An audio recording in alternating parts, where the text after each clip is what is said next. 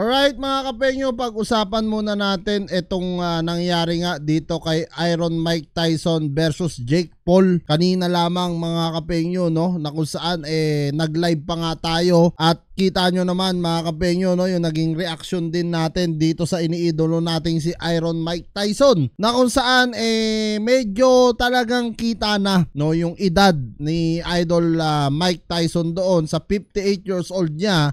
Kitang kita, no, kung gaano bumagal, no, si Iron Mike nung mga late rounds na, katulad ng round 4, round 5, round 6, round 7, round 8. Sa round 6 medyo talagang grabe na yung hapo niya, yung hingal niya, no, talagang hirap na hirap ng huminga si Idol Mike Tyson. Hindi ko alam kung paghinga ba o yung mata niya, no, medyo na blurred yung mata niya kaya gumaganon siya. So nagtataka ako. At sumunod doon mga kapenyo, kitang-kita nyo rin kung paano nirespeto, no, ni Jake Paul etong isang legendary natin na si Mike Tyson. Kita nyo naman mga kapenyo, no, na hindi na siya masyadong inaatake neto ni Jake Paul, even though na kayang-kaya na siyang i-knock out neto ni Jake Paul, pero hindi ginawa ni Jake Paul yun bilang isang respeto sa isang legendary champion na Iron Mike Tyson. Talagang kita nyo naman sa 8 rounds ng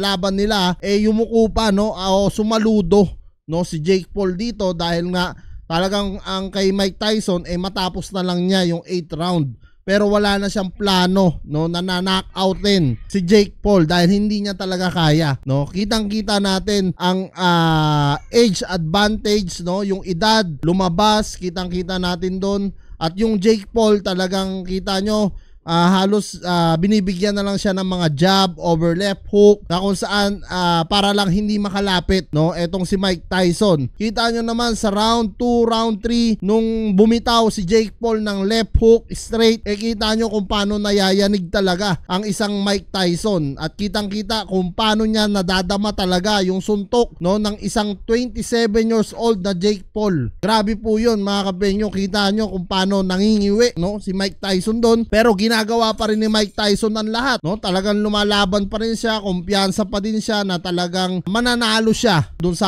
laban. Syempre mga kapenyo, ayaw din ni Mike Tyson na mapahiya siya kasi maraming mga tao ang nanood doon at maraming mga tao ang pinuntahan talaga is si Mike Tyson kasi nga legendary ito, no? At talagang kung mapapansin nyo mga kapenyo, no, hindi na talaga sumusuntok si Mike Tyson yung nung late round na, papitik-pitik na lang siya, no, kay Jake Paul. Pero si Jake Paul talagang kita nyo yung lateral movement ni Jake Paul at talagang tinitignan na lang niya, no, si Mike Tyson dito. Maraming nagsasabi na sinasabi nga nila baka daw ano lang, baka scripted lang daw. Hindi po ako naniniwala sa scripted. Maaari na pinagbigyan na lang ni Jake Paul para at least matapos na lang nila yung round. Kasi nga sa totoo lang, no, pwede na niyang i-knock out talaga si Mike Tyson doon. Pero syempre bilang respeto nga, hindi niya ginawa yon. So yan mga kapenyo, no, yan yung ating update dito ngayon kay Mike Tyson versus Jake Paul. Ano nga masasabi nyo mga kapenyo sa napakagandang laban na ipinakita neto ni Mike Tyson? Kahit papano talagang bumibira pa rin ang Mike Tyson, no. Malayong malayo na doon sa laban niya 4 years ago kay Roy Jones Jr., no, kasi nung sa 4